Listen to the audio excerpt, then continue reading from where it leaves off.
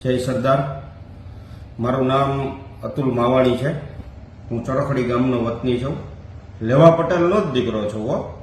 લેવા પટેલનો જ દીકરો છું। હવે ઘણા સમયથી આ સોશિયલ મીડિયાની અંદર હું જોઈ રહ્યો છું કે અવારનવાર આવી ટિપ્પણીઓ કરવામાં આવે છે અલ્પેશભાઈ વિશે, અમારા ગણેશભાઈ વિશે અને અમારા જયરાજસિંહ વિશે। એ અમારા મા બાપ સમાન જ છે અને મા બાપ સમાન જ અમે માનીએ છીએ।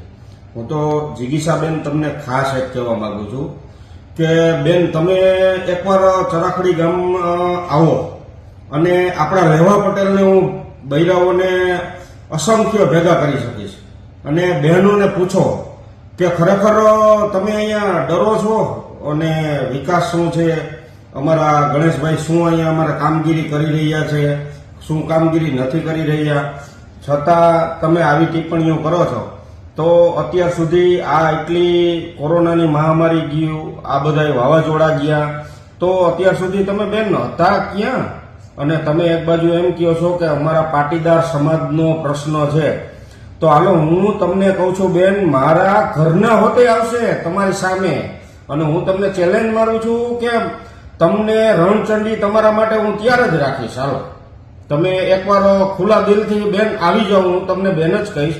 કદાચ તમે મારા માસામાં નહીં હશો, મને કાંઈ પ્રોબ્લેમ નથી, પણ હવે તમે આ બધું રહેવા દો, આ બધું ખોટું છે અને તમે એક કામ કરો, આવી જાઓ ગોંડલમાં રૂબરૂ અને આપણે પાટીદાર સમાજ આખો ભેગો કરી અને સામે બેસી નક્કી કરી લઈ। ચાલો ને કે પાટીદાર સમાજને ડરાવે છે કે ગણેશભાઈ નથી ડરાવતા, કે ગણેશભાઈ શું કરે છે અને ગણેશભાઈ શું કાર્યો કરે છે અને રાતે 2 વાગે 3 વાગે ગમે એ માણસને જવાબ આપે છે રાતે।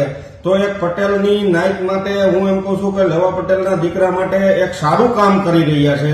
તો તમે લેવા પટેલના દીકરાઓને આગળ વધારવા માંગો છો કે જેસીબીનો ખાડો ગાળીને દાટવા માંગો છો? મને તો એવું લાગે છે કે તમે આ જેસીબીના ખાડા ગાળવા હાટુથી મંડાણા છો અને ચકલા કોઈ દી છે ને બાદ ન બને એમ માંડવીની સિઝન હોય ને, હું એક ખેડૂતનો દીકરો છું, ખેતી જ કરું છું અને માંડવીની સિઝન પૂરી થાય ને એટલે કુંજડા આવે, કુંજડા એ એમ તમે ચૂંટણી આવે ને એટલે તમે એમ કુંજડાની જેમ અહીંયા આવ્યા છો।